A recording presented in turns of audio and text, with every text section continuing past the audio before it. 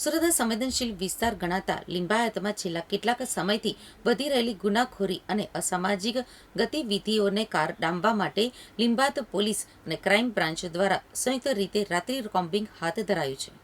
હાલમાં જ કાપડ દલાલની થયેલી હત્યા બાદ પોલીસ તંત્ર વધુ સક્રિય બન્યું છે અને ગુનેગારોને કાયદાનો ડર બતાવવા આ કવાયત શરૂ કરવામાં આવી હતી. પોલીસ દ્વારા 20થી વધુ ગુનેગારોની યાદી તૈયાર કરાઈ અને રાત્રિના સમયે પોલીસે સંગમ સર્કલથી લઈને મીઠી ખાડી વિસ્તાર સુધીના સંવેદનશીલ વિસ્તારોમાં સઘન ચેકિંગ હાથ ધર્યું હતું. આ કોમ્બિંગ દરમિયાન ખાસ કરીને અસામાજિક તત્વો અને ભૂતકાળમાં ગુનાહિત પ્રવૃત્તિઓમાં સંડોવાયેલા શખ્સોના રહેઠાણો પર પોલીસ દ્વારા તપાસ કરવામાં આવી હતી.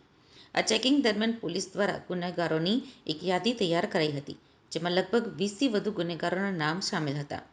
આ ગુનેગારો મારામારી, લૂંટ, ચોરી અને હત્યાનો પ્રયાસ અને હત્યા જેવા ગંભીર ગુનાઓમાં સંડોવાયેલા છે. પોલીસની કાર્યવાહીથી ગુનેગારો ભૂગર્ભમાં ઉતરી ગયા. પોલીસની ટુકડીઓએ યાદીમાં સામેલ ગુનેગારોના ઘરે એક પછી એક જઈને ચેકિંગ કર્યું હતું. આ ચેકિંગમાં સલમાન લસ્સી, આઝાદ ચોક પતરાની ચાલ, સોયબ સિટી, બેઠી કોલોની અને ઉમરસાબ બેઠી કોલોની સહિતના વિસ્તારોમાં મોટા ગુનેગારોના ઘરોની પણ તપાસ કરાઈ હતી. આ અસામાજિક તત્વોના ઘરે પોલીસની તપાસથી સમગ્ર વિસ્તારમાં ભયનો માહોલ ફેલાયો હતો. પોલીસની આ અચાનક જ કાર્યવાહીથી ગુનેગારો ભૂગર્ભમાં ઉતરી ગયા છે.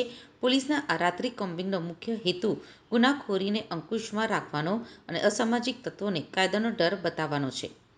પોલીસના ઉચ્ચ અધિકારીઓએ જણાવ્યું હતું કે આ પ્રકારની કાર્યવાહી ભવિષ્યમાં પણ ચાલુ રહેશે. જે ગુનેગારો હાલમાં ફરાર છે તેમને ઝડપી પાડવા માટે પણ પોલીસે કવાયત શરૂ કરી છે.